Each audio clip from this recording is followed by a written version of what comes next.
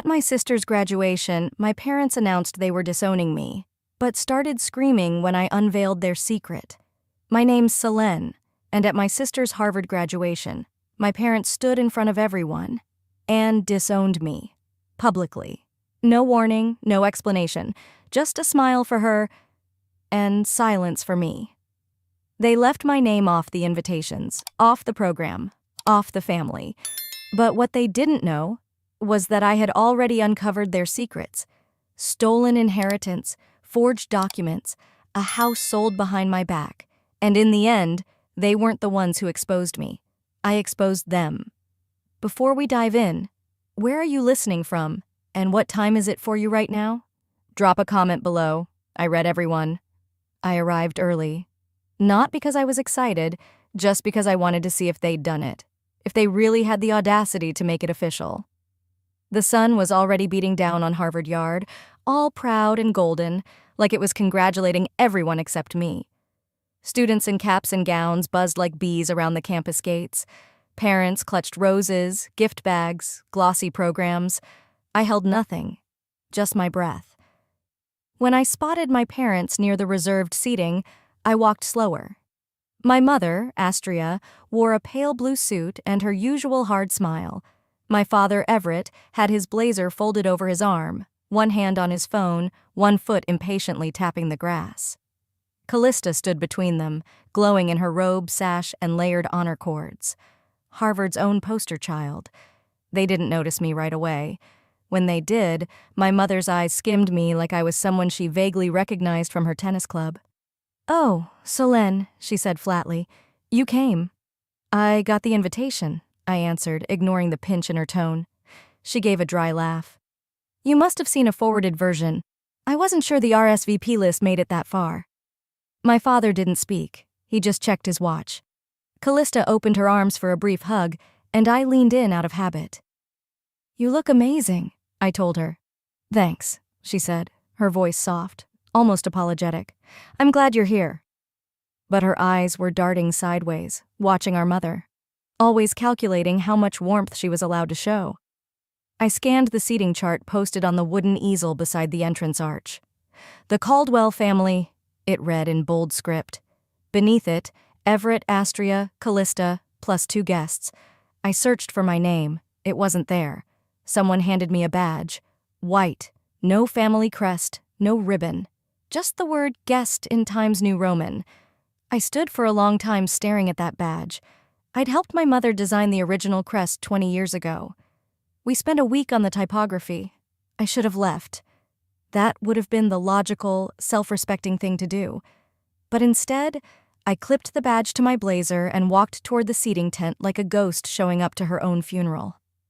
The ceremony began promptly at 11:03. A few speakers came and went, professors, trustees. I sat alone in the far left section, next to an elderly man who was asleep and a toddler scribbling on her program. Then Everett stood and stepped up to the microphone.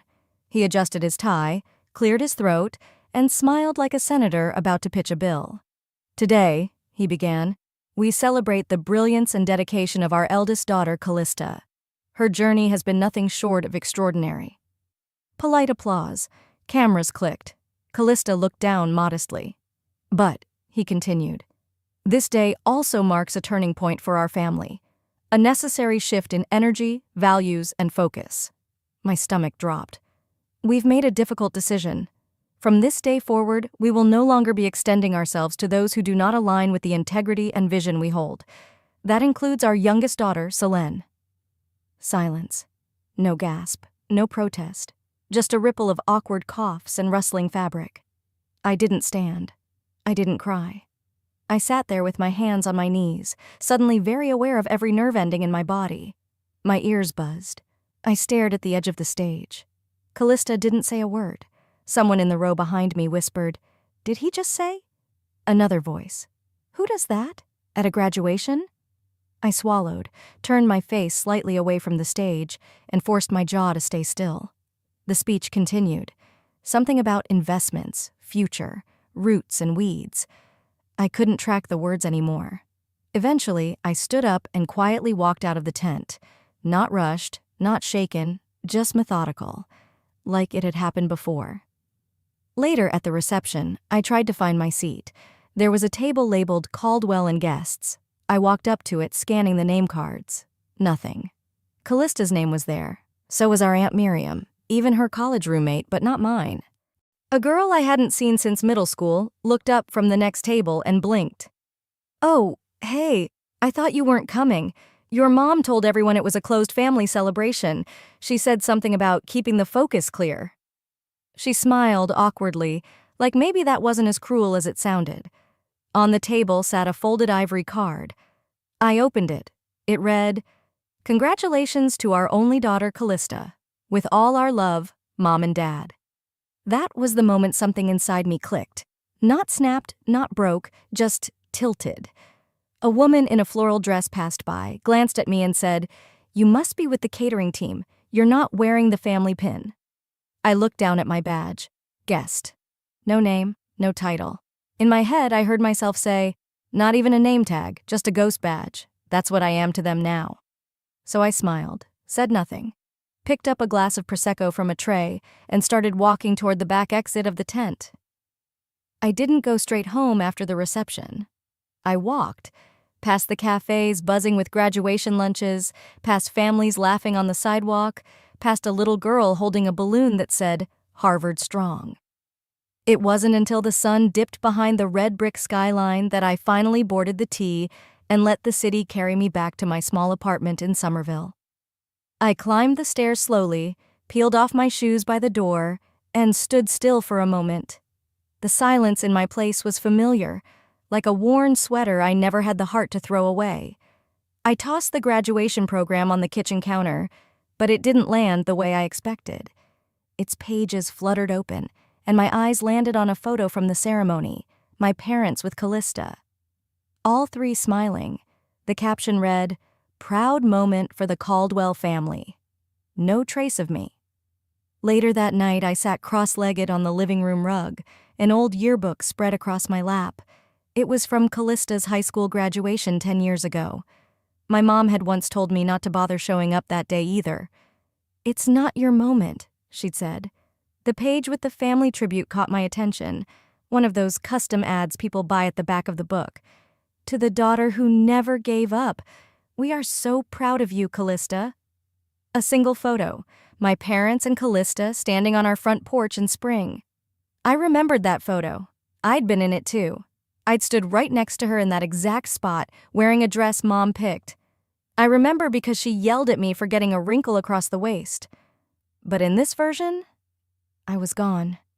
Cropped out cleanly. I touched the edge of the page and stared until my vision blurred. They didn't forget me. They erased me. The next morning, I woke to sunlight and a stiff neck. I had fallen asleep on the floor, curled up with a pillow and that yearbook beside me like some kind of haunted diary. I pulled myself up and got ready for work. At the nonprofit where I handled donor relations, nobody mentioned what happened. Of course not. Why would they? The Caldwells had always maintained their image well. And I never talked about them. Not really. Around 10, while I was pouring my second cup of coffee, one of the junior analysts, Rachel, wandered in and said casually, "Hey, I saw a few pics on social last night. Your sister's graduation looked amazing. That red dress? Stunning." I turned, steadying my hand so I didn't spill the mug. "She always looks the part," I replied, then added with a small smile, "I was there, just in the shadows like always." Rachel didn't catch the edge in my voice. She laughed. "You're mysterious like that." Mysterious. That's one word for it. I headed back to my desk, past a coworker I knew had once played golf with my father. He nodded politely but didn't ask how I was.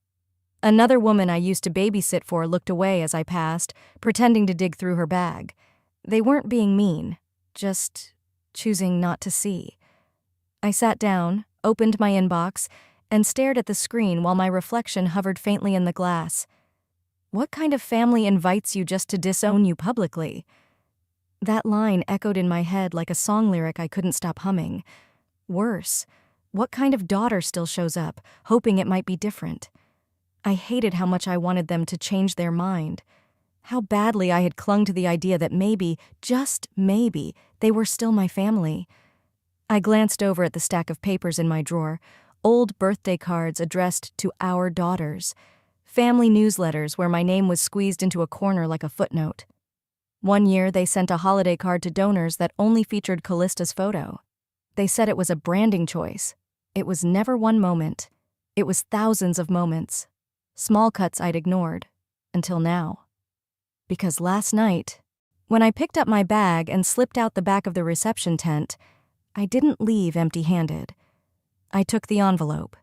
The ivory one with gold foil letters and the handwritten message inside. To our only daughter, Callista. I'd slid it into my purse without blinking, because ghosts don't knock things over, they just remove things without being noticed. And once I got home, I placed it in a shoebox under my bed, beside a growing collection of items they never intended me to keep. That night, I didn't cry. I got quiet, and then I started digging. The rain started just after midnight, quiet at first, tapping softly against the kitchen window like someone too polite to knock. I sat there with a blanket draped over my shoulders and my laptop open in front of me, casting a pale blue light across the room. I hadn't moved in hours. I had decided to stop crying. And so, I didn't. I clicked through folders I hadn't opened in years. There was still a shared drive linked to my personal email, left over from when I used to do part-time accounting for the Family Foundation. They'd never revoked access. I was the one who set it up. Typical of them, really. They like to erase people with words, not technology. I scanned through documents aimlessly at first, old tax files, donation receipts, board meeting notes, but then something flagged in my brain. A folder labeled Holdings_updated. Inside it, a PDF file. Transfer authorization, Seaside Property, final. I clicked, and there it was. My name, my full legal name. Typed above a signature that looked almost like mine, but not quite. The S was flatter, the loop on the L too wide. It was a bad copy, and it had been notarized. I stared at the name of the notary public in the margin. Savannah Caldwell, my cousin, of course. I grabbed a file from my drawer, an old lease agreement with my real signature on it, and compared the two side by side. No match, not even close. It hit me then. What they'd done wasn't just betrayal, it was criminal.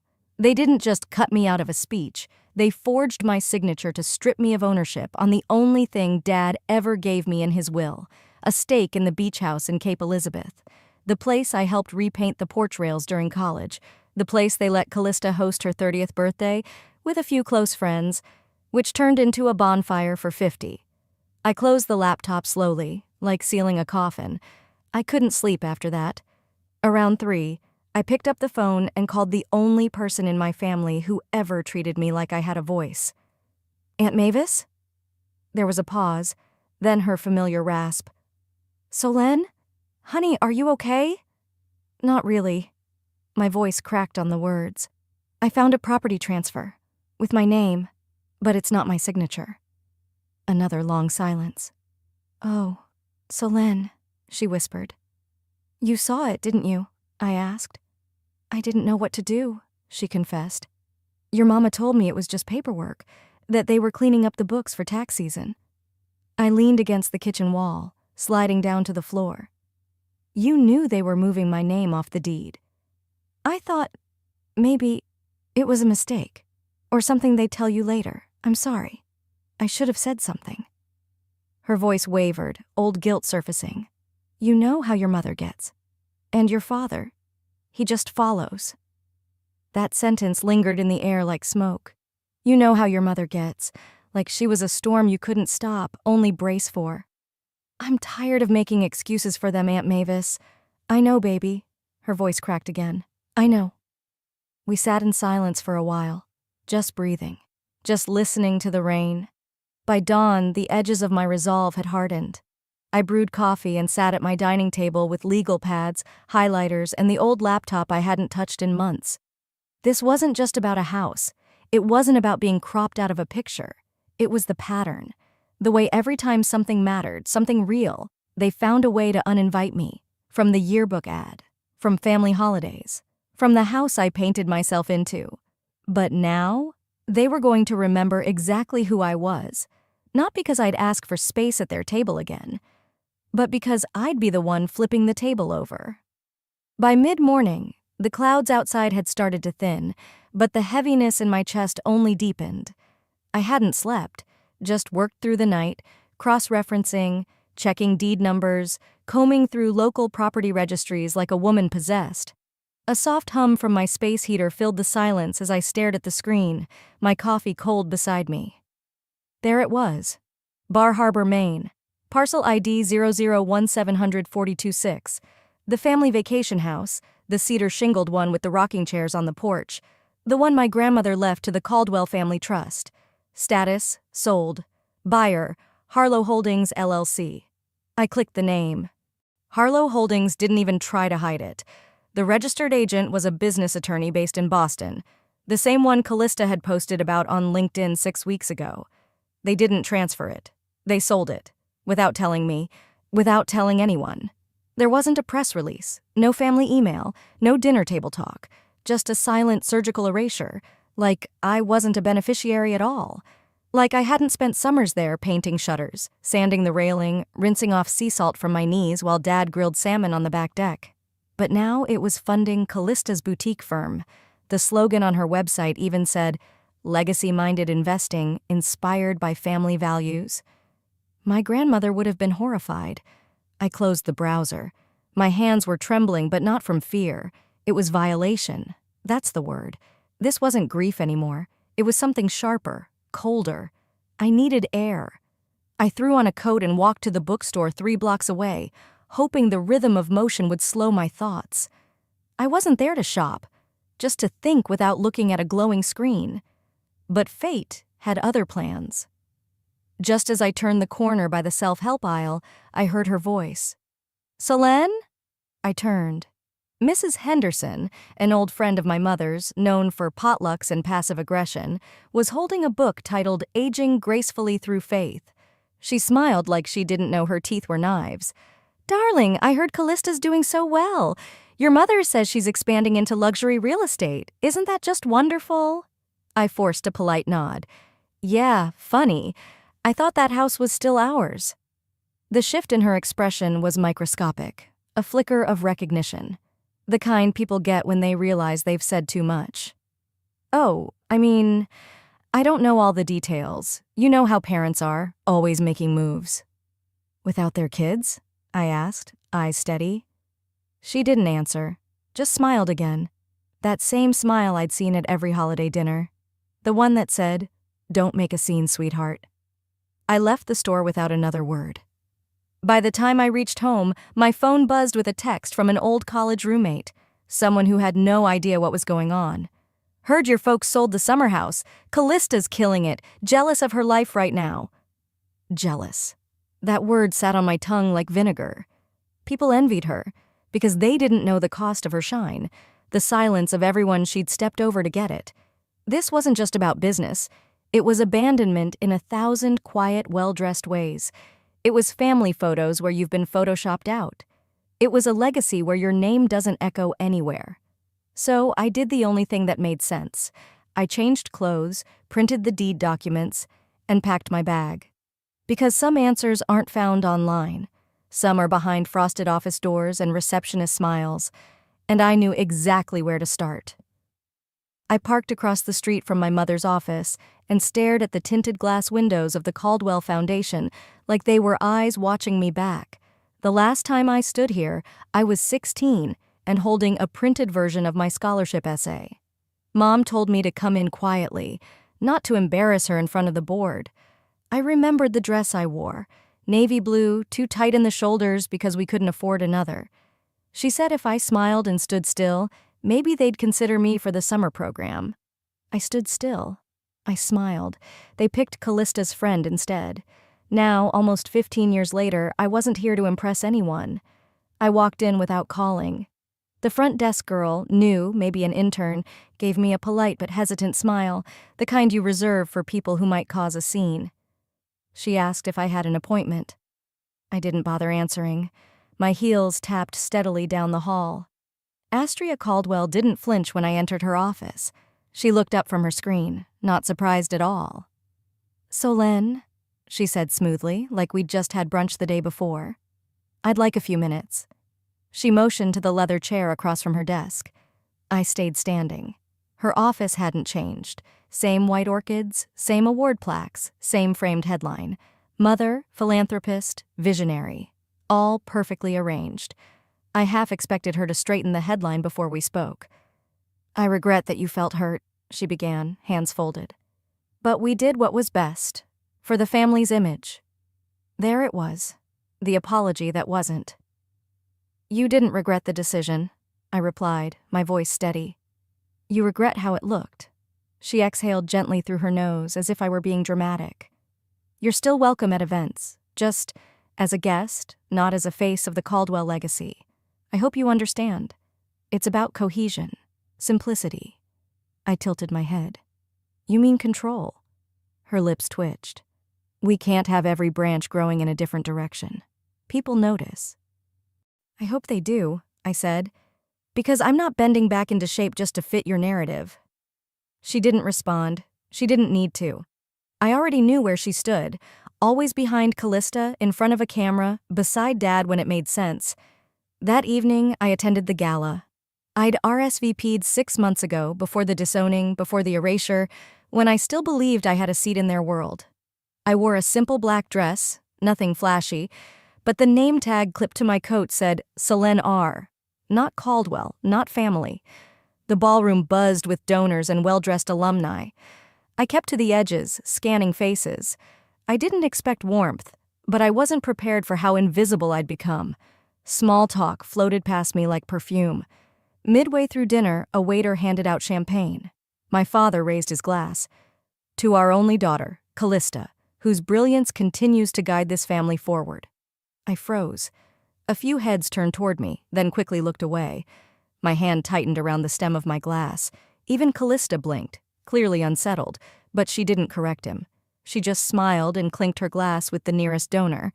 It didn't matter if she agreed. Silence served her just as well.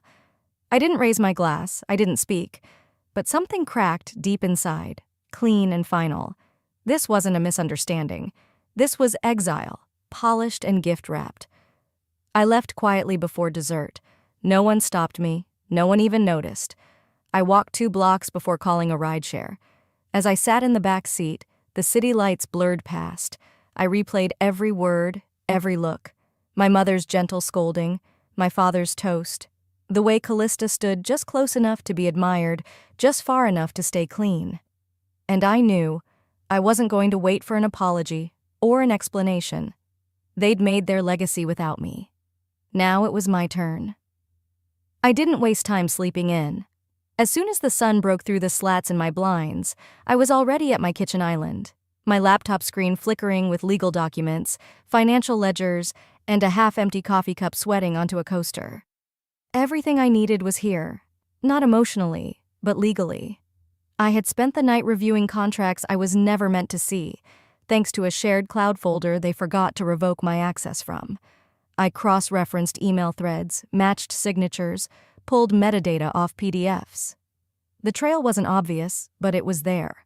A real estate transaction that rerouted an inheritance, trust disbursements that quietly bypassed me, a marketing memo listing the family image, with only Callista's name and face.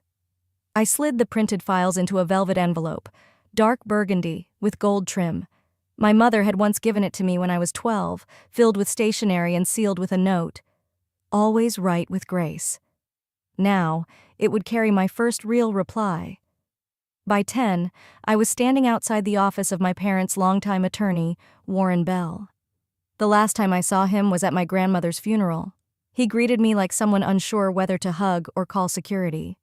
"I need 2 minutes," I said flatly. Warren took the envelope carefully. I could see him scanning the label, typed, not handwritten, before glancing up. "I'll have to review. There's a notarized affidavit, a trust challenge, and a digital link with voice recordings. The instructions are inside." "I assume this comes with expectations?" he asked. "No," I said. "It comes with consequences." I didn't wait for him to respond. Back in the elevator, my reflection stared back at me in the chrome. I looked like someone who hadn't slept, but I felt more awake than I had in years. The voice recordings had taken months to gather. Quiet, patient moments, boardroom halls, car rides, awkward donor meetings. They never thought I'd still be listening. They assumed they'd worn me down, erased me by attrition. One clip played in my head again, clear as day. Mom, in a charity lunch pre-brief. "We only use Callista's face. Selene doesn't fit the image we're selling." Then Dad chuckling. "She used to read everything." Well, I still did. Back at home, I finally sat down. Not at the table. On the floor. I stared at the old family photo still framed near my bookshelf. It was from before Callista's high school graduation. Before the edits. I'd kept it, knowing they'd someday pretend it didn't exist. It felt strange to not feel rage. Not in this moment. Not because I'd forgiven them, but because I'd made my move. I didn't send the envelope with malice.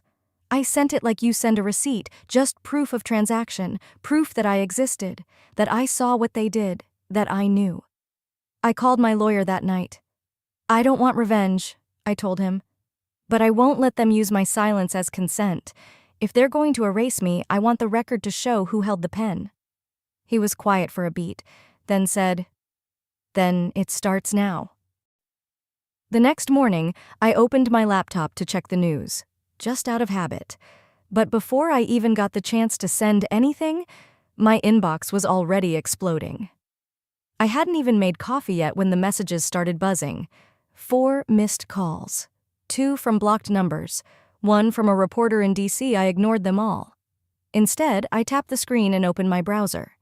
Front page. There it was, plastered across the homepage of a national nonprofit watchdog site. Luxury charity? Anonymous sources question integrity at the Caldwell Foundation. My throat clenched before I even read the subheader. It was real. The article didn't name me, but it didn't have to. It referenced board documents, internal memos, and direct quotes from emails I knew intimately because I had printed them, read them, cried over them. The public didn't know it was me who found them, but the foundation certainly would. They'd always bragged about being in control of their own narrative. Now the story had slipped through their fingers, and for once, I wasn't the one left out. The story moved fast. By lunch, donors were making quiet exits. 2 gala events were postponed indefinitely. Comments flooded in. Nepotism at its finest. Where did the money go? This is what happens when you erase people for image. And still, I hadn't said a word. I scrolled down to a section titled "Former Stakeholders Silenced" and saw a screenshot of an email chain from 3 years ago.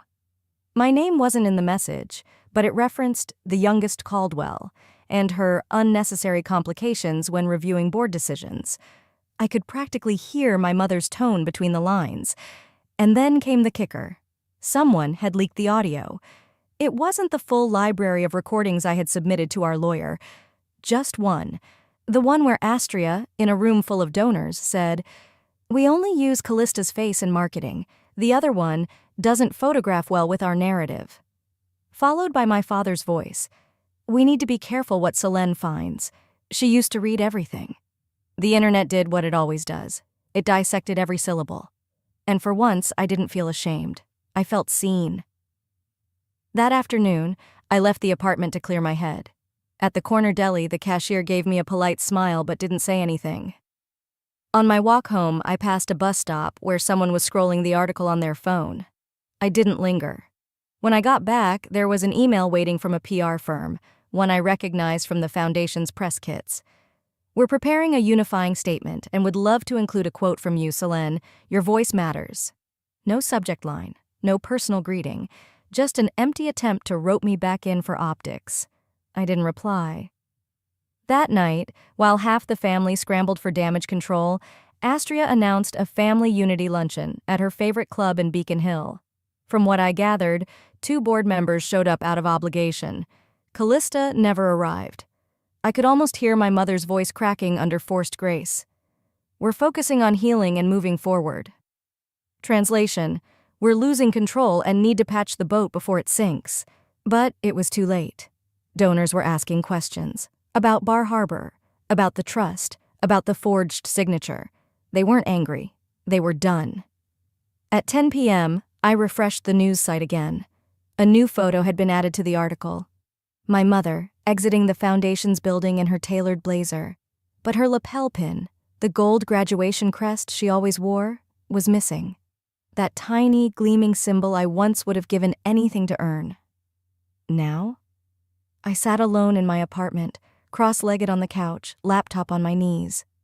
The shadows were long, the air was still, and for the first time in years I felt light.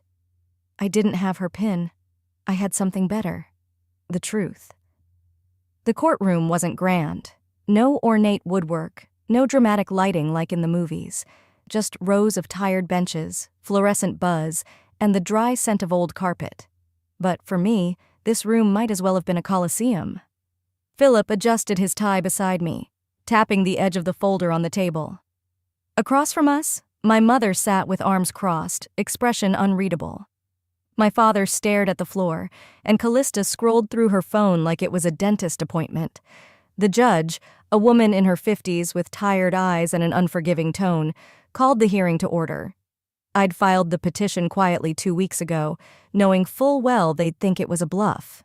A scare tactic. They were wrong. Philip stood. Your Honor, we request that Exhibits A through E be admitted into the hearing record. No one objected. He continued, his voice steady. Included in these exhibits are financial records regarding the Bar Harbor property, notarized evidence of signature fraud, and recordings relevant to exclusionary behavior surrounding the Caldwell Foundation's trust decisions. A rustle passed through the courtroom, but it wasn't until Exhibit D, Grandmother Elise's will, that the silence fractured.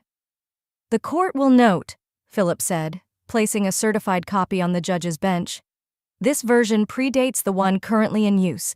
It names Selene Caldwell as the primary beneficiary of the Bar Harbor estate and any future inheritance from the Caldwell Trust. Callista's hand froze mid-scroll. My mother's head snapped toward me.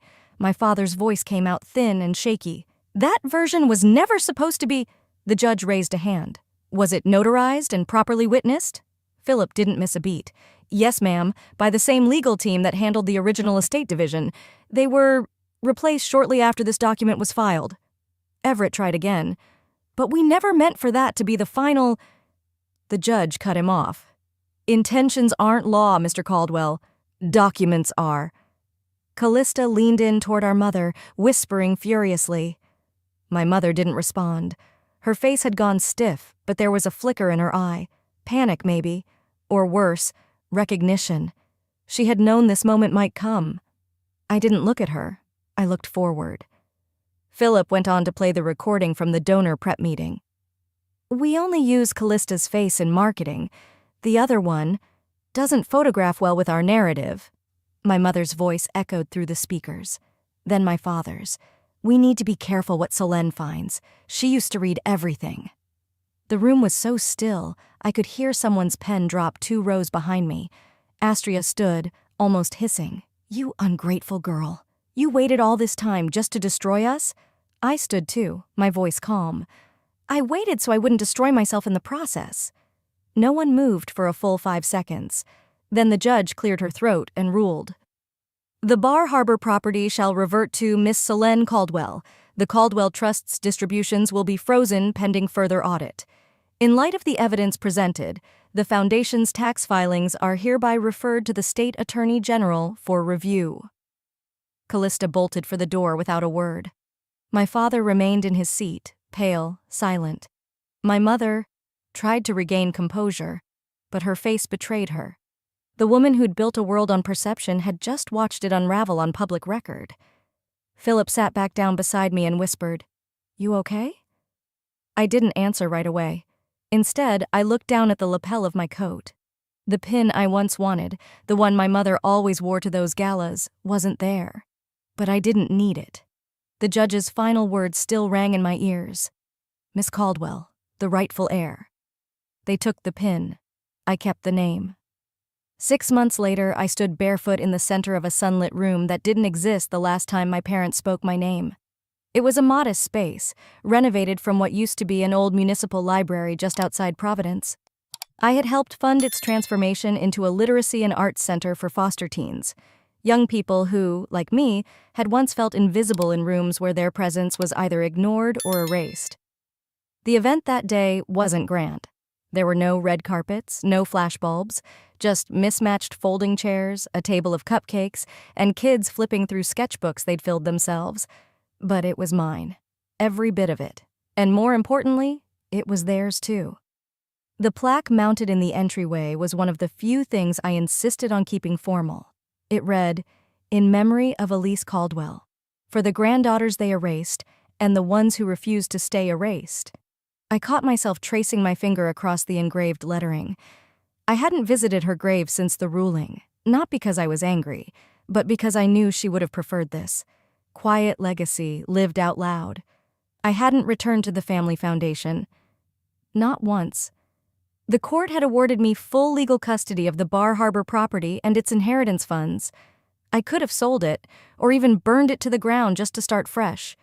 But I chose a different path. I renovated it and turned it into a writer's retreat for women from foster care backgrounds. The first 2 residents moved in last month. I donated part of the trust in grandmother Elise's name. No press release, no ribbon cutting, just a quiet wire transfer and a handwritten note to the director. Make sure it goes to those who were left out of the photos. My parents never reached out. Not once. Astria and Everett remained silent, buried in layers of tax audits and board reconstructions. I read in a local newsletter that the foundation had temporarily suspended operations.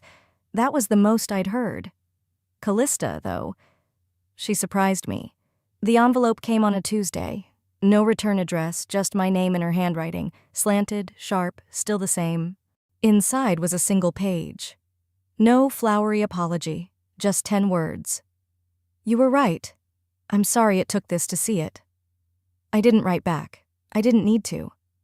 I placed the letter in a small lockbox alongside the old graduation pin I once believed would make me feel like part of something.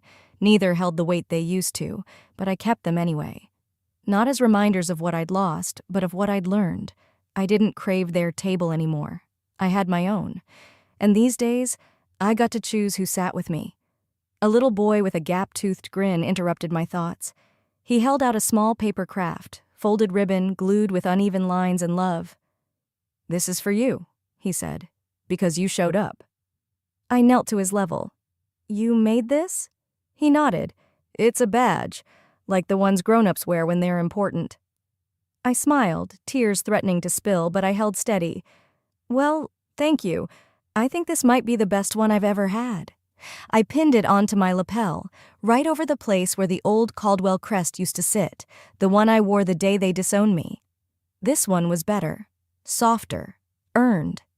The kids resumed their poetry readings, and I sat down in the back row, not to be seen, not to prove a point, just to be there, to listen, to belong on my own terms. Forgiveness, I had learned, isn't about pretending none of it hurt. It's not even about setting people free. It's about releasing yourself from the endless, exhausting hope that one day they'll finally understand. Some wounds don't get stitched by words. Some just stop bleeding when you stop picking them. And for the first time in a long, long while, the silence around me didn't ache. It held me. It made room. And I chose it. Sometimes the deepest wounds come from the people who should have protected you. But healing doesn't mean going back. It means moving forward on your own terms. Have you ever faced a moment like this, where walking away was the most powerful thing you could do? Share your story in the comments. I read every one. And if you want more real, powerful family drama, don't forget to subscribe. More stories like this are coming soon.